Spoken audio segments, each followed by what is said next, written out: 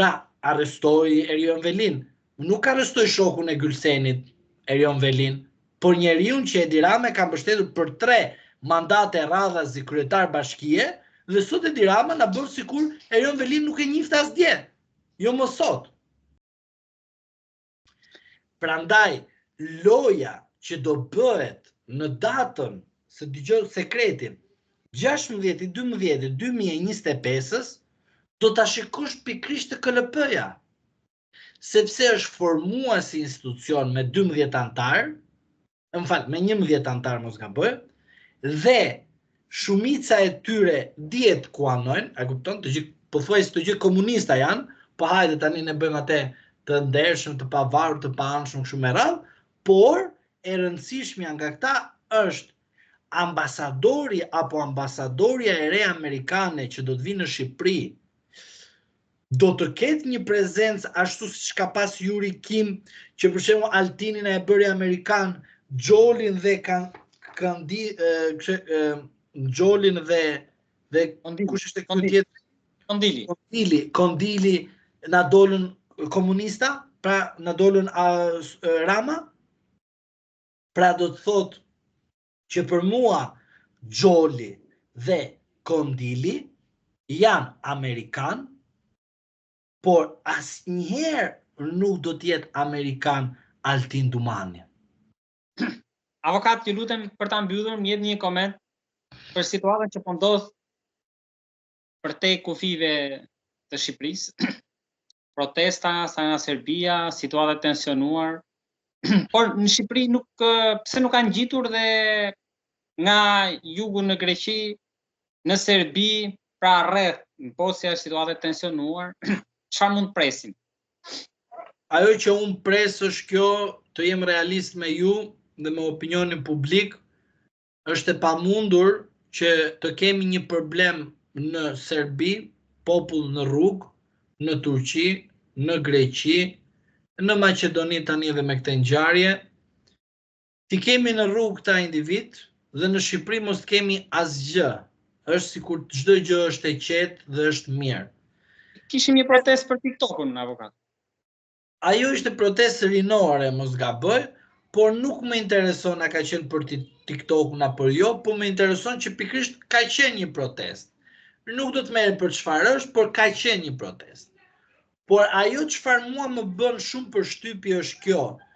që në gjithë vendet e rajonit dhe rreth në Bashkimin Evropian kanë probleme dhe kanë tendencë për të bërë një, do të thoja, një revolt kundër keqçeverisjes tyre. Në Shqipëri ende nuk kemi një revolt apo një reagim ndaj keqçeverisjes, po madje kemi aktualisht që qeverisja aktuale kërkon mandatin e 4 duke na thënë që do ta ndryshojmë pasaportën dhe do ta bëjmë pasaportë europiane. Por asnjëri nuk i thot qytetarëve shqiptar se edhe sikur të bësh një pasaportë europiane, duhet të dish që sot në rast se paguan një çmim të caktuar taksash, nesër do të kesh detyrimin ligjor që në rast se në shtëpinë tënde, përveç se ke njerëz, ke edhe kafsh, duhet të deklarosh edhe macën, edhe qenin dhe madje edhe ajrin ku ti merr që doni të shkoni në Bashkimin Evropian. Dhe duke e lidhur me pyetjen tuaj, do të thotë që të gjithë këta individ të cilët dalin në rrugë e kanë kuptuar qartë në vendin e tyre keqçeverisje, abuzimin me detyrën, e kuptojnë shumë qartë kur janë edhe pjesë të Bashkimit Evropian, çfarë do të thotë reagimi i tyre në rastin konkret. Gjithashtu ata individ e kuptojnë qartazi që Bashkimi Evropian, po jo vetëm, dhe qeverisja në vendet e tyre duhet të ndryshohet. Prandaj ndodhin këto veprime, sepse mos harrojmë edhe faktin që edhe ndryshimi i presidentit amerikan pati një, do thoja, një zgjim apo një ndryshim politik, sidomos në Gjermani, kur francezët dhe gjermanët janë sikur ata janë, do thoya, qeverisja e Bashkimit Evropian, kemi një lëkundje midis tyre, të cilët nuk shfaqen momentalisht se kemi të bëjmë me rastin e Ukrainës, por pasi të ndodhi edhe kjo gjë, atëherë ne do të shikojmë qartazi që në të gjithë globin pothuajse do të kemi trazira, do të kemi ndryshime, do të kemi patjetër dhe veprime të cilët nuk i kemi parë ndonjëherë, ashtu edhe në Shqipëri do të kemi veprime të cilët kanë të bëjnë me një urrëtie ndaj jo vetëm klasës politike, por protagonistëve kryesor që janë në skenën politike, ata të cilët kanë 34 vite dhe s'japin rrugëzidhje, normalisht do të kemi dhe një acarim të tillë, por ajo mbetet për t'u parë në zgjedhjet parlamentare në Shqipëri,